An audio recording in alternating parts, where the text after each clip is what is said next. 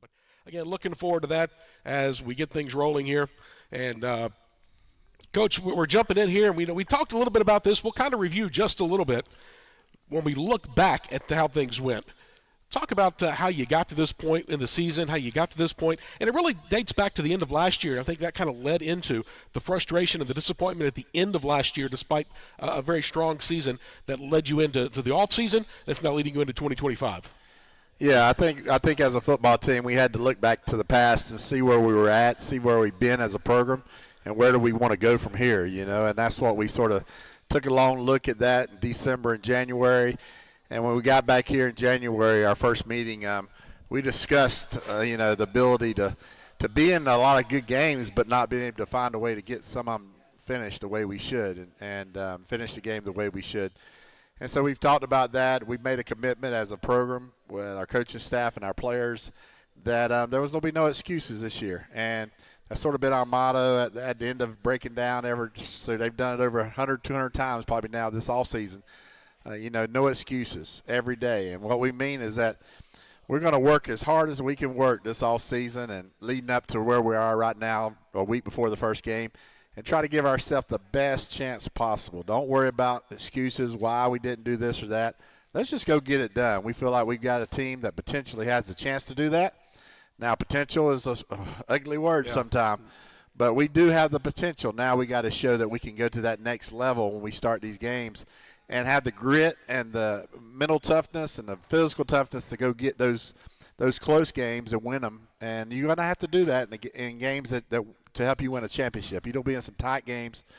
You've got to have that mental toughness, that grinding mentality to go win those kind of games. Well, you talk about that, and you look at your schedule coming up this year, a really tough opener, really tough start, non-conference play, and then jump into to league play. You get an opportunity to see a team that's going to play Tennessee Tech in their league with the OVC Big South Alliance there, so you get to see Tennessee Tech, of course, joining the league next year, but you look into a really tough schedule here out of the gates and got to find a way to get it done. Again, 3 of your first 4 are at home. That's one of the things we've not had the last couple of years. Yeah. Is a lot of home games on the front end of our schedule. Then that middle part of your schedule there you see on the screen, Coach, it's really tough where you go on the road for 2, home for 1, then back on the road for 2, so tough places to play. And, again, how do you adjust now? This team has gone from being really the hunted or the hunter to now being kind of the hunted and one of those teams that's picked in the top half of the league.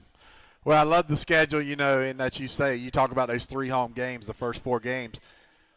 We also, all our non-conference games, they're winnable games, but they're not guaranteed. They're not some team you're going to win big time. So we've got to come ready to play, but I think it's going to make us a better football team, and we get that home field advantage early on during the season to hopefully get us over the top of these close. It'll be some close games probably, these non-conference games. But let's grow as a football team. Let's get where we need to be after the first 4 or 5 so weeks. And actually, that's 3 weeks. And then we got Sanford, right? And basically from then on, it's conference games other than Campbell. So I like that. I like for us to just continue to grow as a football team. We still got a long ways to go, just like a lot of teams do. But we need to – these first 3 games need to be very important for us. We need to find a way to get a couple of these wins, 2 or 3 of these wins, and go from there. How can you harken back to maybe the Campbell game from last year, meaning where that puts you at the end of the year? That happened so early in the year. You thought you could overcome that, and in the end, maybe that was one of the reasons that held us out of the postseason a season ago. You think, harken to that again, you tell the guys, look, that's how important it is, these first non-conference games. Well, I truly believe, as a team comes together and as you prepare a team to make a playoff run or to win a championship, I think you have to have some history among the players and guys who've been in that situation together. And not only have we won some big games, but we've lost some tough ones, man, that we thought we should have won, and we didn't get it done. And one of them was Campbell. You think you should win that game at home. We didn't do it. So hopefully that's just something that motivates us this year. It gives us a little bit of history. It teaches our kids that, listen, you can't take any game for granted. And hopefully that's going to have all those experiences that we've had the last 2 or 3 years, because we have been in some very important games. If you think about it, last 2 or 3 years, we've been in some very important games down to the wire where we had a chance to win or lose. We've won some, we lost some. Let's take all that history and all that experience now, and I think we got enough veterans to really put it to use and hopefully have different outcomes than we have in the past. Of course, seeing some of those highlights rolling from last year, some of the big games that we had. Again, big road win there at Furman, a big home win against Chattanooga, a tough one up against our mountain rival ETSU. But we've got a full schedule, Coach, and we get some of the same teams that we had a year ago. You're seeing Elon. We get them at our place this year coming up. But Gardner-Webb coming in, we'll talk about them as we go forward, a tough schedule coming up. But, we looked back at last year and we moved through, and you guys really turned the page well, I thought, from, again, the disappointment of being in that room, watching selection show as a team, not hearing our name called at all, then moving forward. And you looked at the team. I know there were some upset young men in that room, me being one of them, maybe not the young man part, but at least being the upset part. But looking forward, talk about the offseason. Getting there with Coach Bates, again, that was kind of a driving force. And I've noticed a little spark in the guys' eyes, I think, from the offseason training all the way through spring ball and now into the fall camp. Well, anytime you have a program that hadn't done a lot, especially in the playoffs or, nationally hadn't won a conference championship, there's those blue bloods up there, the Furmans and all those people, Chattanooga. Everybody respects them, and they should. They've done extremely well the last few years. Whereas our program, we've got to gain that respect. We can't let somebody try to give it to us. We can't beg for it. We got to go earn it. And that's what we've preached all offseason. We're second place. We should be in the playoffs. Now, we can talk about why or no reason, but the reason is probably the number one reason is we hadn't been there before, right? We got to, and so we can't leave any doubt this year. We got to go play every game like it's our last. We got 12 to go put us in position to hopefully get into playoffs and make a playoff run. But I think through the experiences, I think some of the veterans that have stayed a part of our program, like the Haywards and Samari and Micah Nelson and Caleb Fisher. I mean, them are fifth-year guys, fourth and fifth-year guys that's been in our program for a long time. I really like that veteran leadership I think this team still have. And it's going to take that for us to gain the respect of this conference and gain the respect of FCS football to show that we're going to be here and we're going to go win championships. And I think this is a good year to go start doing that. Yeah, no doubt about it. Of course, live on location here at Catamount Jaxe. Make sure you make Catamount Jaxe part of your locations to stop when you come to Cullowhee for this weekend's home opener. Hope to see you here at Catamount Jaxe. You can check out the social house, throw some axes, and of course, always brought to you by Stanberry Insurance. Now 4 locations to serve you: Silva, Waynesville, Highlands, and Clyde, across from the big gun there in Clyde, North Carolina. Stanberry Insurance, 4 locations online at stanberry-ins.com. Home, life, auto, business, health. You got it. You want to get it covered, let them give you a quote. They'll be very competitive and give you a good opportunity to get some coverage there insurance-wise. Again, proud sponsors of Catamount Athletics for over 45 years with Stanberry Insurance. Well, Coach, you flip the page now. You've gone through all the offseason. You're coming out of fall camp. You had a couple of scrimmages there in fall camp. Talk about this squad, what you saw when you reconvened back earlier in the end of July, first part of August. What have you seen from the squad from then till now? Well, I think Coach Bates, let's put him first. I know you mentioned earlier, I didn't really hit on that. Coach Bates, our strength and conditioning guy.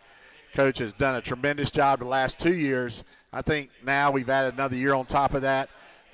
He really has, I thought, built toughness, built discipline, really done a good job getting our guys bigger, faster, stronger. I thought we had a great June and July as a football team. And then this camp has been really good, very competitive. You know, everybody says iron sharpens iron, and I believe that. When you got a good offense and a good defense, man, it just makes both teams have to go out and play and with a lot of intensity if you don't want to get your butt beat. Yep. And so in these scrimmages, I think it's been very competitive. I think it's got us better as a football team. Now we got to go play a really good football team in Gardner-Webb. Luckily, we got them here at home, but I like our chances. I think we've prepared our football team to the point where we can go compete at a high level.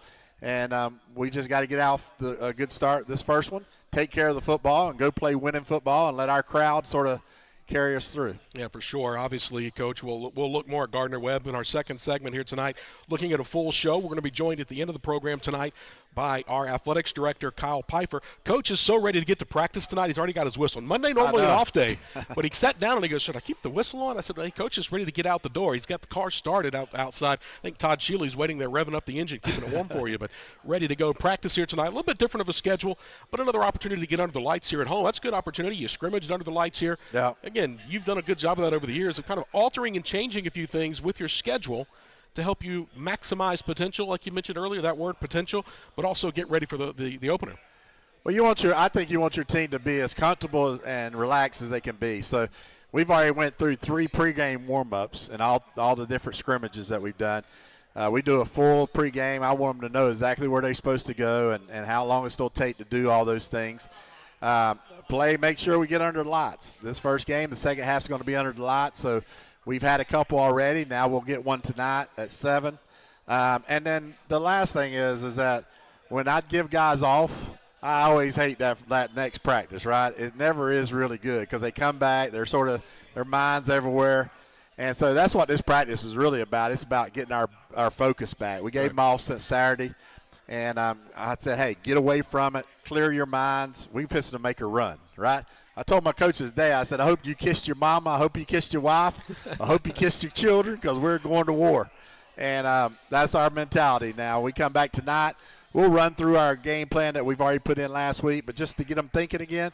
And then that way, Tuesday, Wednesday, and Thursday, which is our work days, will not be bad days. They'll be good. I think we'll get it out of the way tonight, all the things that bringing them back from the break. And be ready to have some really good practices Tuesday, Wednesday, and Thursday. All right, so Coach has got to get to practice here at 7. We're going to take a quick timeout. When we come back, we'll look more in depth at our team, start looking at how the lineup is shaken out as we look towards the home opener, and we'll also talk about the Gardner-Webb Running Bulldogs, our first opponent, under the lights, Whitmire at night, 6 p.m. kickoff. Hope you'll tune in on ESPN Plus and the Catamount Sports Network. If you're not in attendance, bring your radio, bring your smartphone along. You can tune in while you're sitting in the stand. Go ahead and get your tickets. Again, CatamountSports.com to get those season tickets. You don't want to miss all 6 of our home games that all get underway this weekend. We'll talk about Gardner-Webb and our team. We'll get things ready. We'll have Kyle Pfeiffer to wrap up the show tonight. But up next, we'll look at the upcoming home game. It's game week, folks. We're ready to go live from Catamount Jaxe as we continue right after this here on Catamount Football Weekly.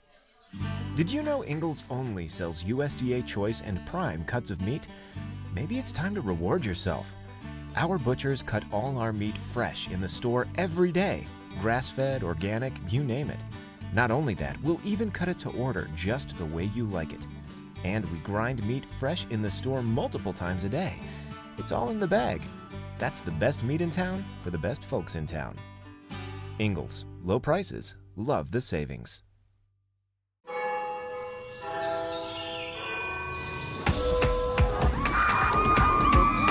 Whitmire Stadium and Bob Waters Field here in Cullowhee, USA. Here's where you plug in the USB that goes to your computer.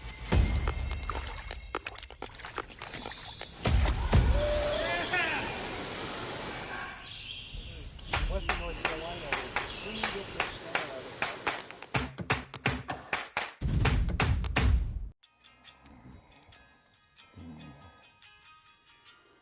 I saw a fire.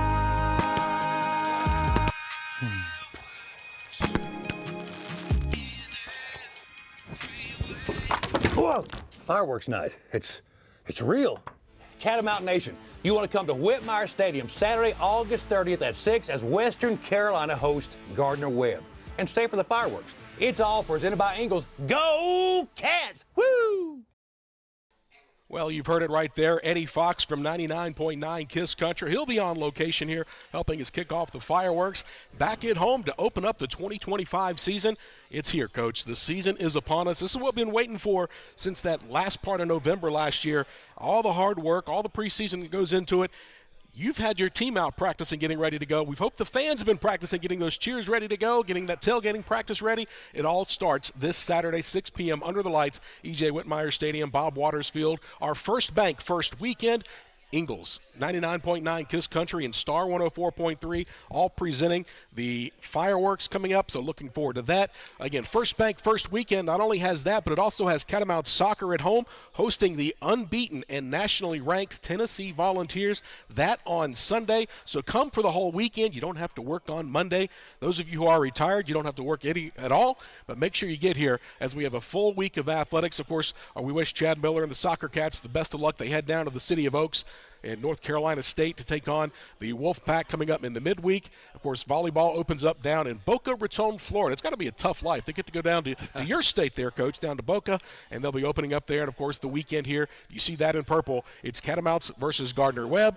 It's women's soccer against the Lady Vols of Tennessee. Hope you'll make your plans to join us for each and every one of those home events coming up here this week in Catamount Country. Our weekly athletic schedule brought to you by the Catamount Club. Make sure you join the Catamount Club. Take advantage of all the perks that enables you to, but also help support the teams behind the teams. Make sure you join the Catamount Club and, again, help us fill the western sky. All of that we're looking towards as we look to build here in Cullowhee. And speaking of building, Coach, you've been building a lineup. You've been building it too deep, trying to get that thing ready to go. I know we've already had one question about the injuries. You guys have gone through some of those here during camp, bumps and bruises, little pulled strains here and there. But, again, looking at the health of the team right now, and let's talk about this lineup that you're going to be rolling out there coming up this weekend. Yeah, I really like, where we are health-wise. We went through it right there about the first 10 days. We had some guys banged up, some soft tissue injuries. But everybody's pretty much getting back. We've had a couple serious injuries that's going to keep some guys out for 3 or 4 weeks. But for the most part, we're a pretty healthy football team going into this week. And we gave them that 2 days off here. So I'm hoping to have a lot more guys back Monday, tonight, as we get going for Gardner-Webb. I think we're going to have a very experienced defensive football team that's going to take the field on Saturday. I told them they got to dominate. We got to have them play at a high level this year. We are returning, Hook, I don't know if you know this, but probably 11 starters, really, if you look at it. 11 true starters on offense. So it's a big turnover. A lot of talented players. I think we're going to play extremely well. We've got a lot of talented players, but we got to find our way. And our defense got to make sure they're playing extremely well for us to continue to get better on offense as we grow throughout the season. You talk about that defensive unit. Of course, we had two defensive players at Media Day. We're talking about Caleb Fisher and Micah Nelson. Of course, Catamount's picked there in the upper half, third in the conference in preseason. A good number, 11 different all-conference performers preseason. Again, it doesn't matter where you start, matters where you finish, so we're looking on trying to get that. Again, back a good day had there at the end of July. Seems like forever ago that we were down there getting things ready for Media Day and whatnot, but you talk about those two leaders up front. What have they brought to your team with them? You mentioned Hayward McQueen, one of those veterans in the middle. You got Samari Dukes in the back end. So you've got, at all three levels, really, of the defense, you've got those veteran guys. We do, and they're all about, us playing not just 7-5 football, playing elite football. And they're demanding that from our football team. When we go, even off the field, demanding us to be great off the field. And I really like this group of leaders that we have. I think that they understand that, hey, 7-5 is something we were proud of, but we need to get beyond that. And what it's going to take a lot of unselfishness, a lot of guys buying in, guys playing their role to the utmost of their potential, and they're demanding that from them. So it's good to see. Like I say, I think our defense is really playing extremely well this preseason.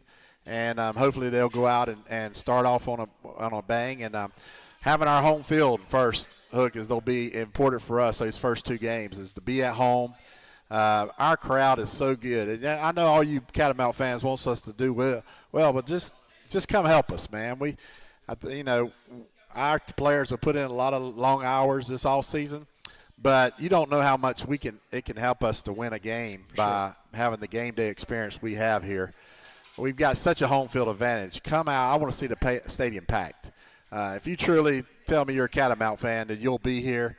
Enjoy the tailgating. We got fireworks out there. There's no reason why not to come. There's no Monday work, like you said. We got to get everybody out here and give ourselves that home field advantage. One of our keys to winning a championship, Hook, the number one thing is you must dominate home field. You must be a dominant home field football team. And there's no reason why we shouldn't be. We got 6 at home this year, which is really good. And we've got one of the best home field advantages in our conference, but it's not even close with our band, with our students, the energy they bring, and then the crowd. That's got to give us a chance to win 6, man. We got to go 6-0 this year at home, and it starts this Saturday. It does. The best game day atmosphere in the Southern Conference roars back to life. Again, 6 p.m. under the lights as Gardner-Webb rolls into town. And, Coach, you talked about those senior leaders. That's not discrediting some of the young guys you've got that are stepping up, the Ken Moores, the Hassan Sykes that are stepping up. Some of the newcomers, if you've got Jordan Thompson there at linebacker, some of the names that Catamount fans are going to become accustomed to hearing on that side. But defense might win you championships, Coach, but what sells tickets, what puts people in the stands, and that's offense. Let's talk about your offensive unit. Retooling on the offensive line. We've talked the last 2 years about that offensive line being one of the top 10 in the country in terms of offensive front fives. Where do you rank your starting line going into this year and under Jeremy King in his second, one of his full years here for us, and trying to build on that? Well, I think that's the key to our football team early on is how well they can gel together. Can we find 5, 6, 7 guys? We think we got 8 or 9 that can play at this level to help us win a championship right now going into this season. So that's some depth. Again, we say our strengths in our numbers. We are deep at a lot of different areas. This is no different. But we got to find 5 or 6 or so that can play top level football and play together really well as one. And so we feel like we've got the combinations pretty close to where we want to be heading into this week. I think we're as talented or more talented than we've ever been up front. We just don't have the experience, quite the experience. So that's going to be a big key for us is to just see how we come together on that offensive line because we are skilled all over the place. I mean, our 3 receivers are FBS receivers. I mean, we got 2 or 3 behind them that can all play. So we're loaded there. Our running backs are all healthy. Nobody got banged up, so we got them all ready to go. And Pat and Who else we got? Branson back there. Branson back there. Markel. We got Kamari. So new freshman Josh Perry, who's a big back, a 200-pound back. So we've got just a different combination of guys at receiver and a running back. Our tight ends are very versatile. David Holbert's had a really good camp. He's come on and really done well. We have Josiah, there'll be a big mismatch.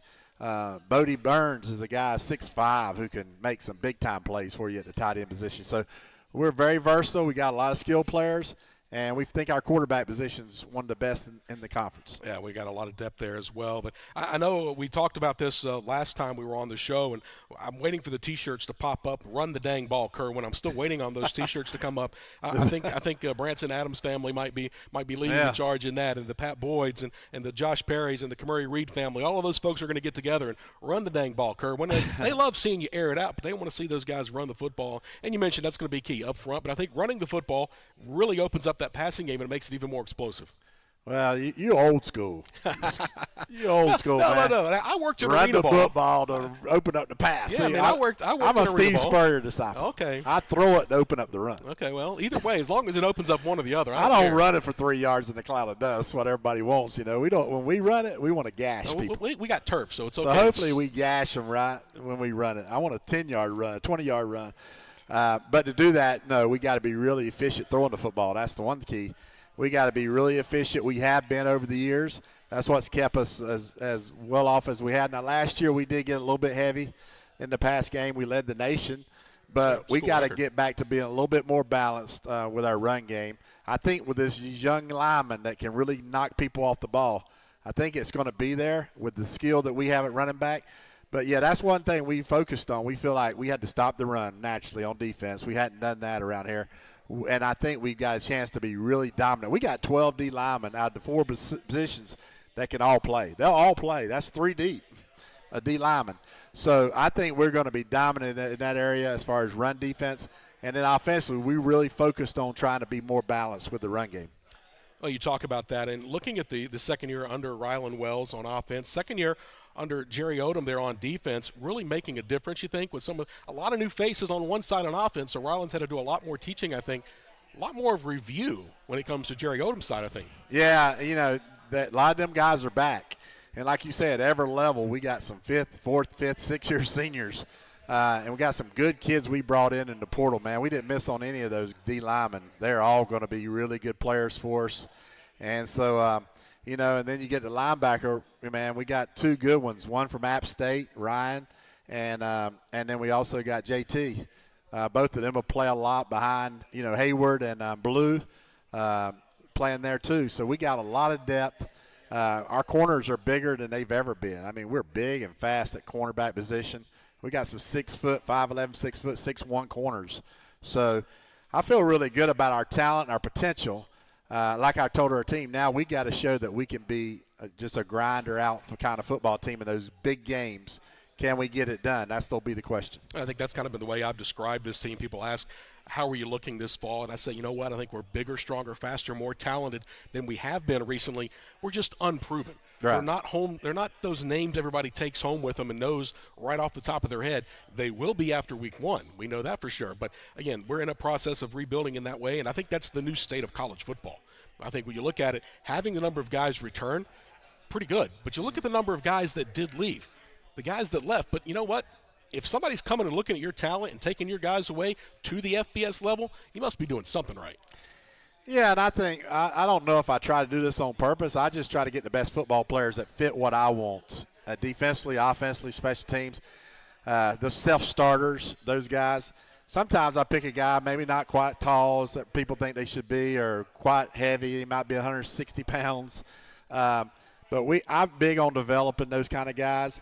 And because of that, Hook, I'm afraid to say, we're at almost 85 scholarships because we have a bunch of them. Mm-hmm. And people say, how can you do that? Well, because we find guys that ain't getting recruited heavily, but we bring them in, which then gives us a chance to go get another one. So we get a 2-for-1. That's where we get all this depth from. A lot of coaches believe I'm just going to get the top 60 guys and give them all full scholarships. Well, it works sometimes. That's the way I do it is I like to fill my roster with a lot of really good players. and see them to develop into great players. And so far they have. I mean, in the last 12 months, we've had almost every position on our team, offensively and defensively, have won FBS. Yeah. Receivers, running backs, quarterbacks, offensive linemen, defensive ends, D tackle, linebacker, safety. So I think we're proving that we can recruit like that. And we always, we brought in some really talented players. We've been the number 1 recruiting class in the SoCon the last 4 years. Been top 10 nationally the last 4 years. So we've got a lot of talented players. We got to continue to find out, play their strengths, put them in position. That's what I told our coaches today. We got in this room, we got to make sure we put our guys in a position to go play extremely good football, and you do that by putting them in their, whatever their strengths are, utilize their strengths, hide their weaknesses, and let's go out and play really good football. Well, coming up on next week's show, it's going to be couponing with Kerwin Bell. It's the BOGO buy one, get one. Take that scholarship, get 2 for 1. He'll tell you how to do that, couponing with Kerwin, coming up on next week's show. But now, Coach, in all seriousness, you're opening up the season against a good Gardner-Webb football team, a team that's out of that Big South Ohio Valley Conference. Again, they're one of the last couple of teams remaining out of the Big South, them and Charleston Southern among some of the few. But you talk about Gardner-Webb, regional rivalry. We've lost 2 in a row to these guys down at their place last time. Yeah.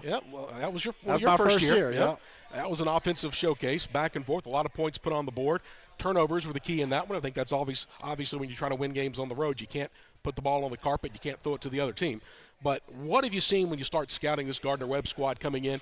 They've had a lot of changeover, a lot of turnover as well. And again, does that make it more difficult going into week 1 with a second-year head coach now that's had a chance to be there and get more of his stuff in place? Well, it's like I told our coaches, right? You can't, back in the day, we used to look at personnel the whole offseason, these first games or 2, right? Okay, here's all these guys coming back. Here's where we can attack them. The defense coordinator usually is there. The offense coordinator stays. Heck, now you can't do none of that. The players are all gone. They've reloaded with 40, 50 new players. So we've had a big turnover also. Every school does. And their staff is sort of new.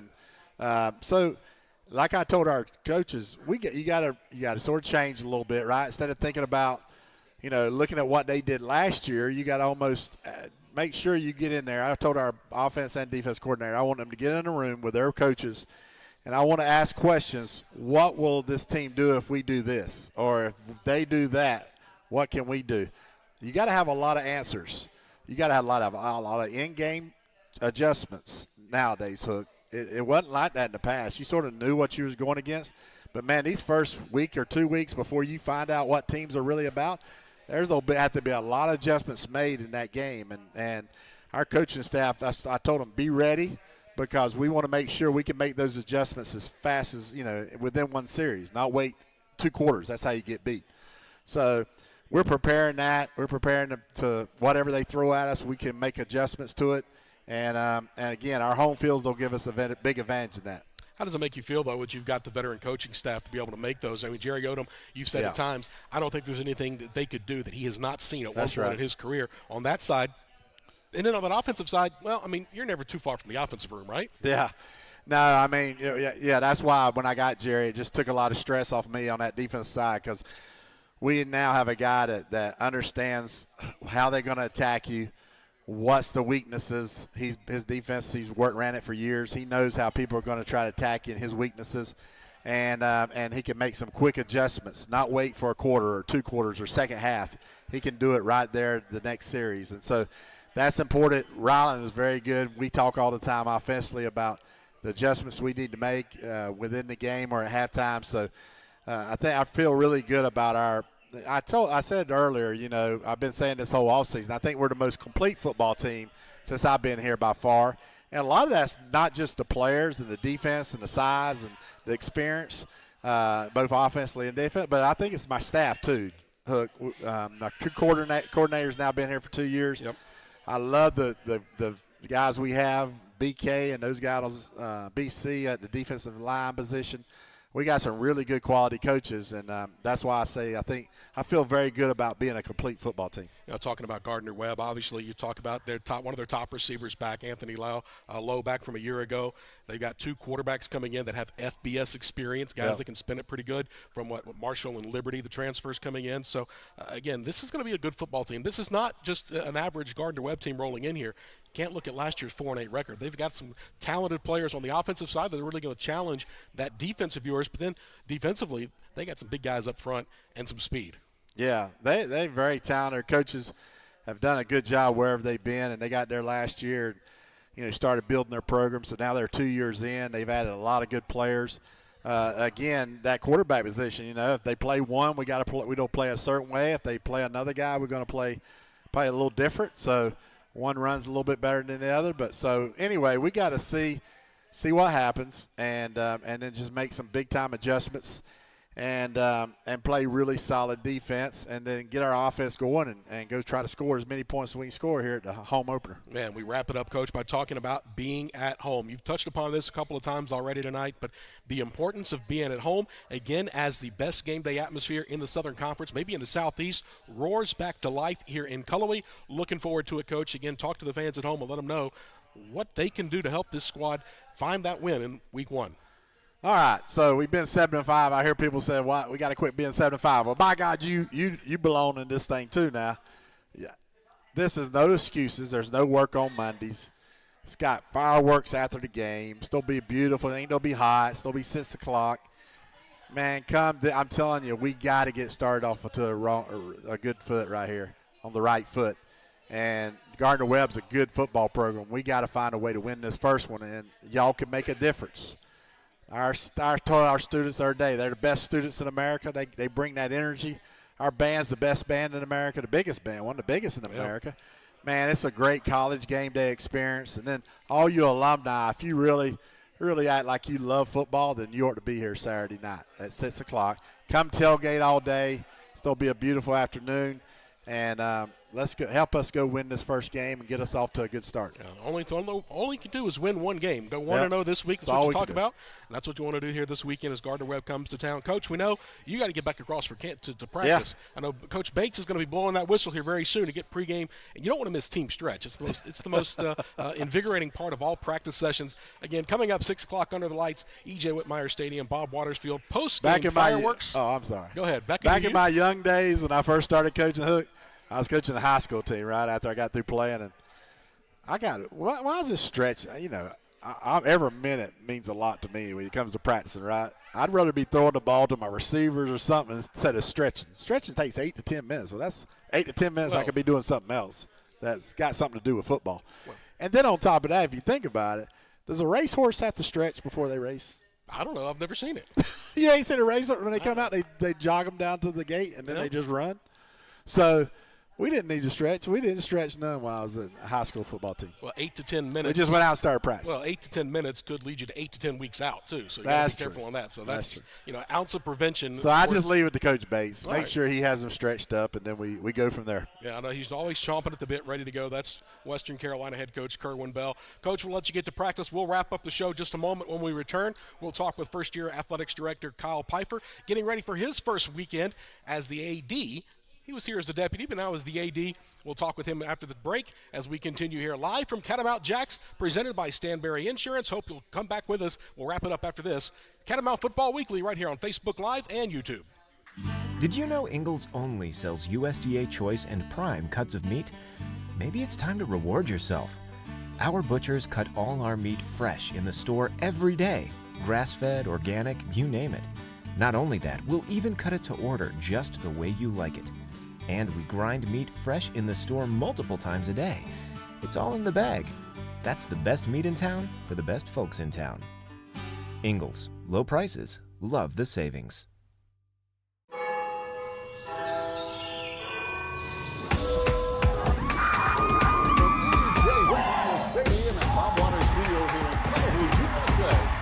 Here's where you plug in the USB that comes to your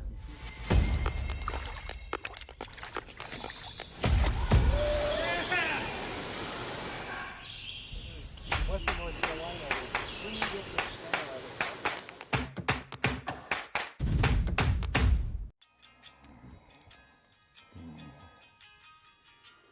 I saw a fire.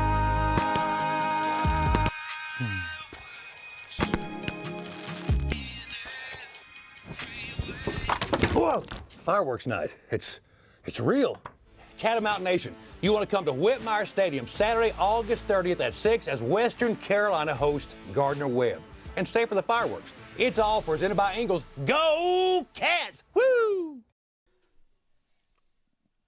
Back here at Catamount Jaxe, just across from the Western Carolina campus. It's Catamount Football Weekly, but we'll talk now with our athletics director, Kyle Pfeiffer, and continuing this show, Coach, and looking at things, how things have gone with Coach Bell. Ironically enough, I did say I was going to tell everybody that he doesn't like to stretch, but when he got out of his chair to go to his car, he stretched just a little bit. But I told him I was going to give him a hard time about that. He wants time. He wants to go practice. So, again, team under the lights here tonight, 7 o'clock over Whitmire Stadium. Again, all of our practices are open to the public. We do request that you stay out of the team areas, off the field, into the stands, that sort of thing, and also avoid the construction, which will be one of our topics of conversation with our athletics director, Kyle Pfeiffer. Again, live on location here at Catamount Jaxe each and every Monday night. Hope you'll come out and join us right here, right across from the Western Carolina campus, followed up by trivia night.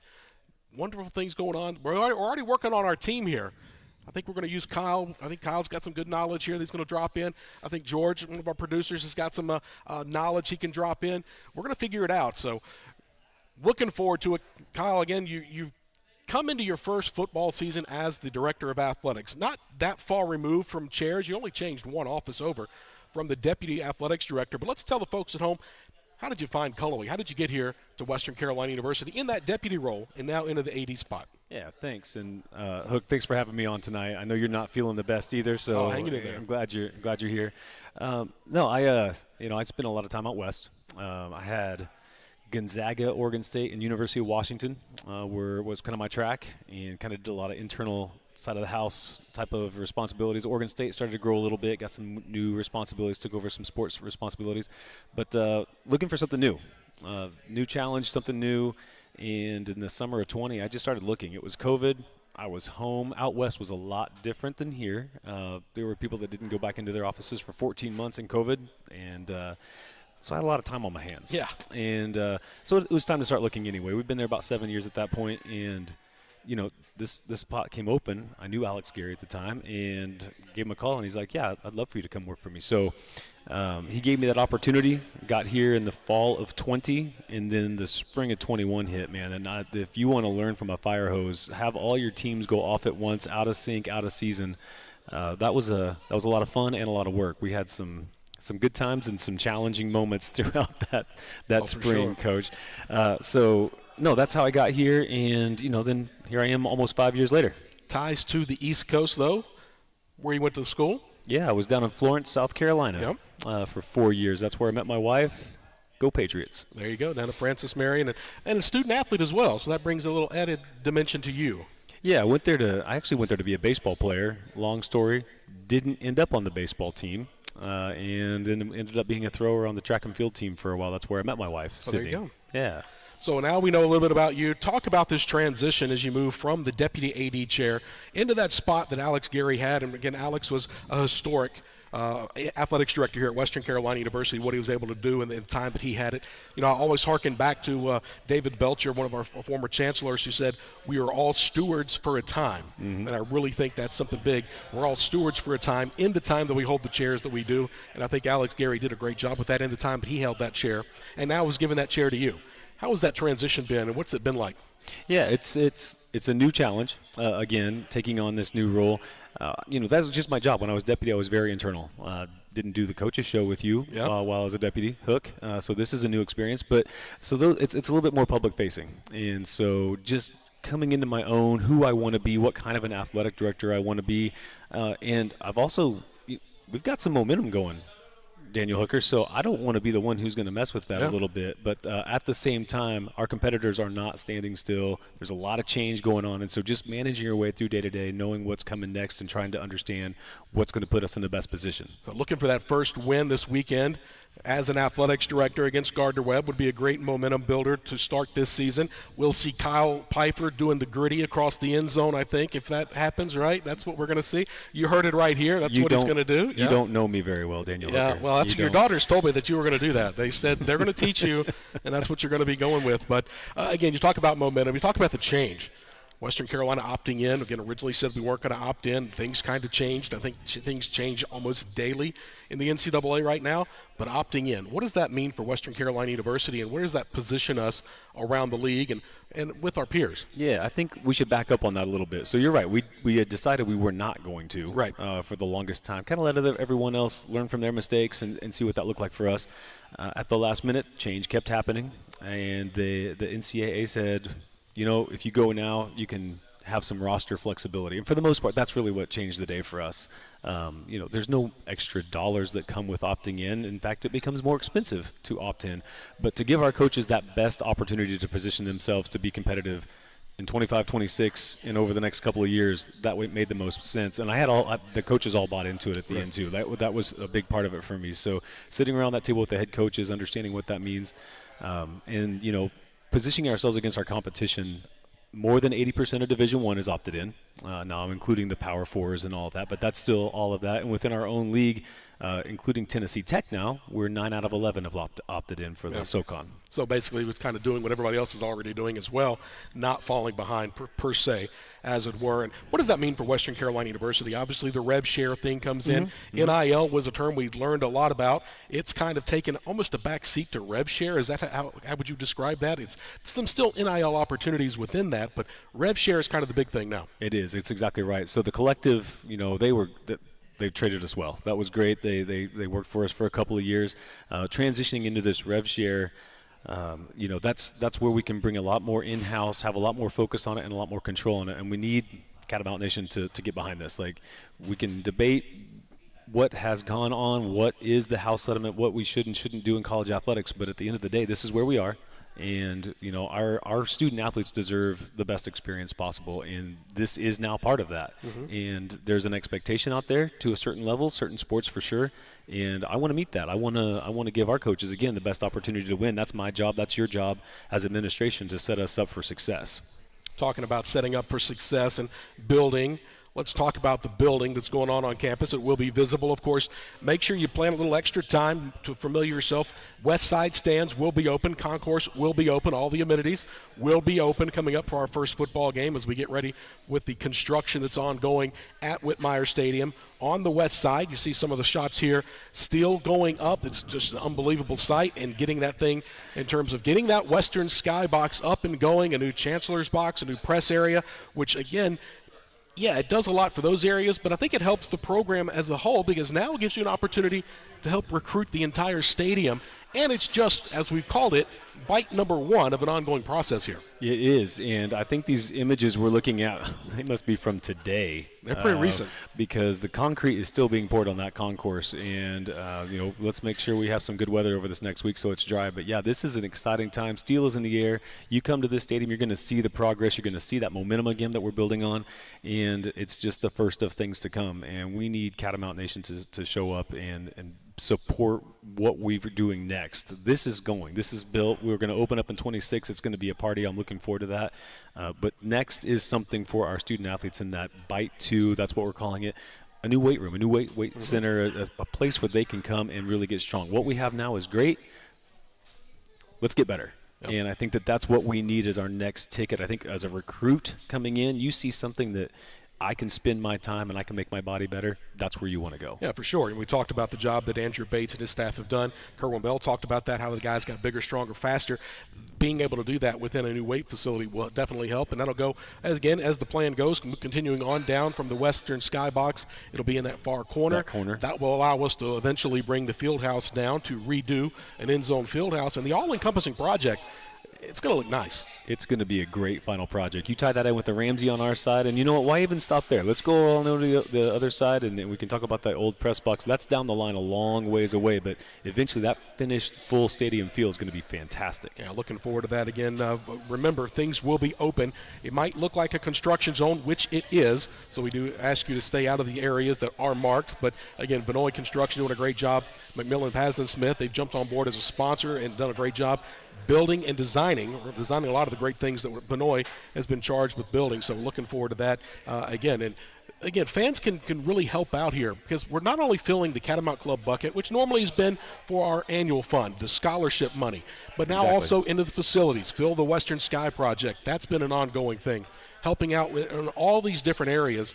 But joining the Catamount Club, the membership that comes with that is by far and away the first and most important priority. And also in that, their mission to fill the western sky. Exactly. You know, we've got over 2,600 Catamount Club members right now. That's fantastic. We're going to have over 12,000 people at this first game coming up. And I heard Coach say it, right? Let's get that home field advantage. Let's show up. Let's be loud. Let's do that. We need more than just game day then. We need you to also stick around Monday through Friday for us. You know, you be there with us. Help us with this new momentum, because that's what we need. We need our support base to continue to grow. And I'm not going to be shy about asking for revenue and donations. That's what we have to do right now to be competitive, and that next bite doesn't pay for itself. So we need everyone on board and invested in us as a partner moving forward. And looking forward, of course, first opportunity is this Saturday, 6 p.m. under the lights, E.J. Whitmire Stadium, Bob Waters Field. Hope you'll make your way to the Cullowhee Valley for that ball game. Looking forward to it. Again, presented by First Bank, part of our First Bank first weekend. Not only is it going to be football, we've got Tennessee, the Lady Vols, undefeated on the year, rolling into town on Sunday. Looking forward to that matchup. Again, fireworks after the ball game on Saturday, presented by our good friends from Ingalls, 99.9 Kiss Country and Star 104.3. And Kyle, we asked the coach to look at the fans at home and challenge them. Well, we're going to ask the AD to look at the fans at home and challenge this Catamount Nation to be here this weekend to start us off on the right foot. Be here this weekend. That's number one challenge. Be here all year. And I'm not talking football season. I'm talking all the way through our winter sports, our spring sports. Like, we need you all year long. And our students, I'm going to challenge them too. Like, I need you there and loud at every one of our events. And that's going to be my challenge to you. And once you get that excitement building, this place is not going to stop. We've got a coach and a team in this football program that's going to bring it for you every Saturday. And this is going to be a fun season, and it's time. I heard Coach talk about it too. The 7-5, we're done with that. It's time. We're going to be in the playoffs this year. That's where we're going. Well, Coach has said it. No excuses. That's the mantra of the team. That's the mantra we're going to send out with this first show. No excuses. Get your tickets online, catamountsports.com. Be here in the Cullowhee Valley as Western Carolina opens up the regular season against Gardner-Webb. Make it a whole weekend. Labor Day weekend. You can start here at Catamount Jaxe. Don't forget to come by and throw some axes. Grab some drinks here from the Social House. We appreciate their continued support all season long for Catamount Football Weekly and our coaches show. For our entire crew, for the coach who's back over at practice, I hope they got the stretch in before Kerwin got there. And for our athletics director, Kyle Pfeiffer, I'm Daniel Hooker saying so long. We'll catch you right here next week. It's time almost for trivia here at Catamount Jaxe. Looking forward to that. We'll catch you right here next week here on Catamount Football Weekly.